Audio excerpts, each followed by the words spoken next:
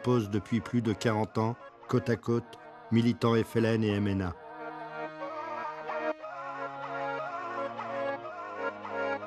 Tour à tour, Belkacem Krim et la délégation FLN, Louis Jox et la délégation française se sont encore une fois retrouvés, mais cette fois pour conclure.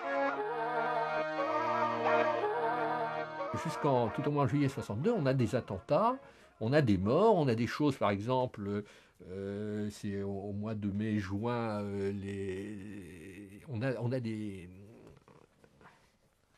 pogroms. Hein. Ici, par exemple, il y a un camp à Montigny en Ostrevent. Il y avait un camp de travailleurs algériens essentiellement messalistes. Il va y avoir 250 FLN qui vont arriver avec des couteaux, des gourdins, des marteaux, etc. Et il va falloir appeler en urgence toutes les forces de police, de gendarmerie de Valenciennes à Lille, etc., pour mettre fin à ça. On a la même chose aussi à Valenciennes, on a à Lille.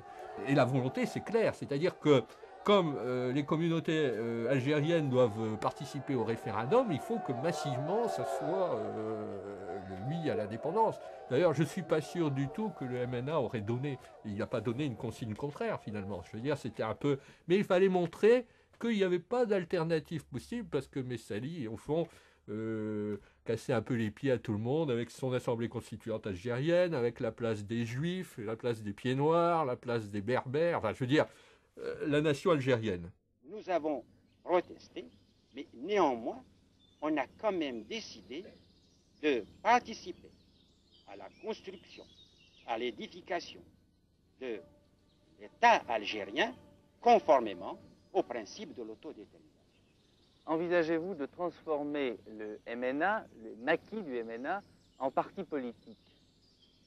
Nous avons déjà fait une reconversion du MNA en France. Cette reconversion se fait en France et aussi en Algérie, politiquement parlant, d'une manière progressive. Et précisément vis-à-vis du FLN, quelle va être à présent votre attitude? Envisagez-vous une nouvelle forme d'action dans votre politique? Nous sommes un parti politique clandestin.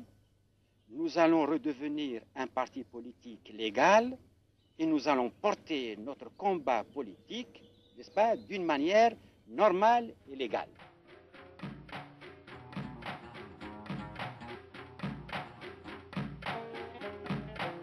Juillet 1962, l'Algérie fête son indépendance. Le FLN vole en éclats et Ben Bella s'impose dans la lutte pour le pouvoir engagé au sein du FLN. Exclu du règlement du conflit, Messali reste condamné à l'exil. Le Parti du peuple algérien est interdit et ses militants considérés comme des traîtres. Même après l'indépendance de l'Algérie, ils ont cherché à liquider des militants qui étaient des maquisards qui étaient dans les montagnes.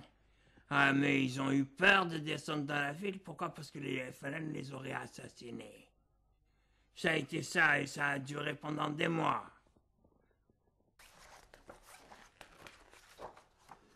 C'est début juin 62, la première rencontre FLN-MNA de l'ALN.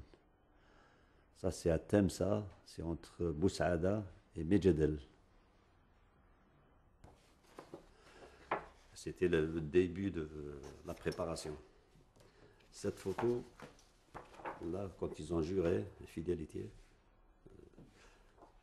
c'est le même jour que cette photo. Là, vous voyez Abdallah Selmi, le colonel Amana, c'est Mohamed Chabani, la FLN. C'est là qu'ils ont fait le pacte.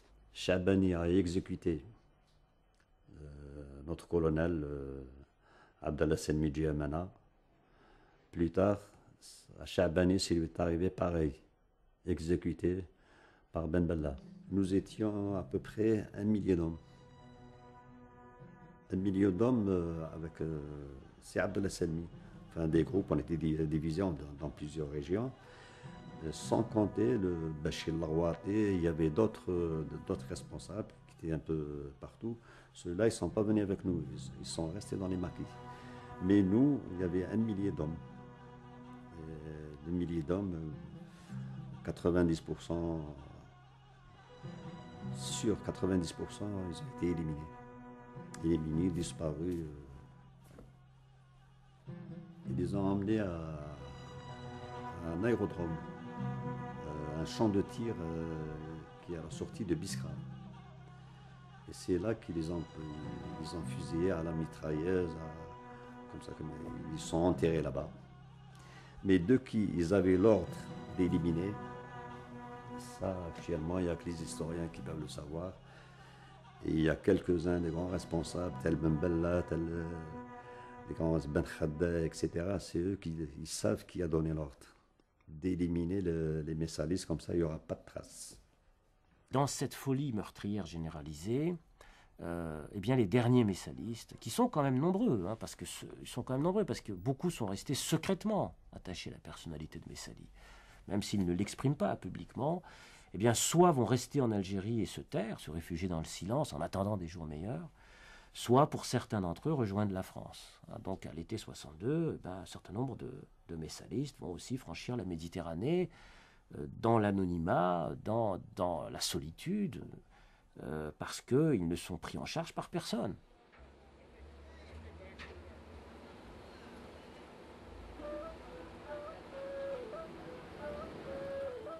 En fin de compte, ce n'était pas pour chercher du travail que toute la famille avait émigré en France.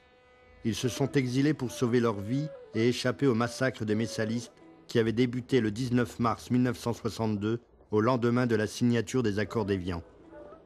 Et c'est dans le nord de la France, dernier bastion messaliste, qu'ils trouveront finalement refuge.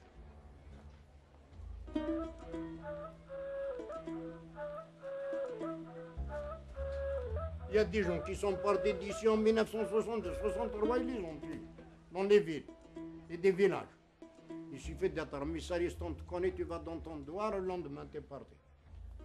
Et combien, Dieu sait. Pourquoi? Parce qu'il est messaliste.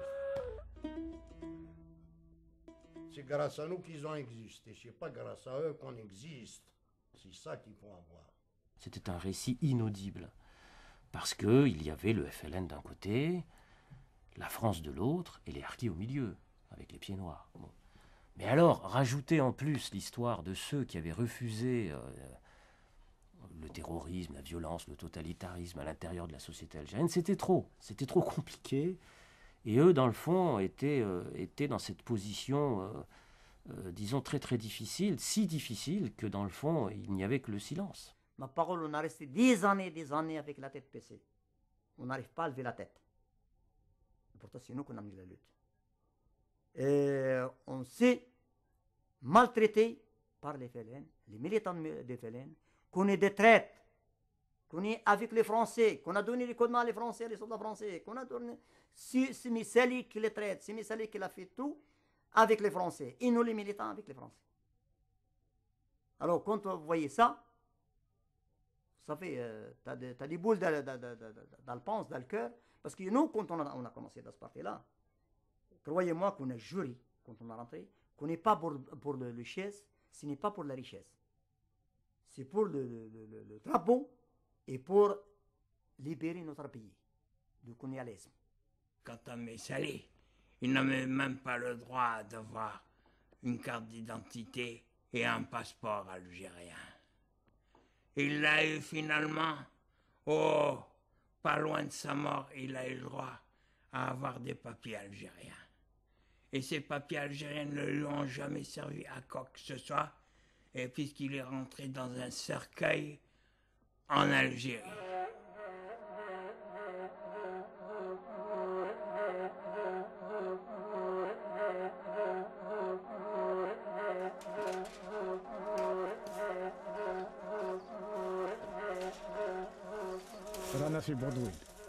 On est à Boudouil. Ici, ça s'appelle Boudouil. On est vraiment dans les montagnes du Djurdjura. On est vraiment au centre du Djurdjura. Et ici, il y a eu un accrochage. En 56, c'était le 3 juillet 1956, à Azroud-Zizar, à peu près à 3 km d'ici, ouais, Azroud-Zizar. Et après l'indépendance, nous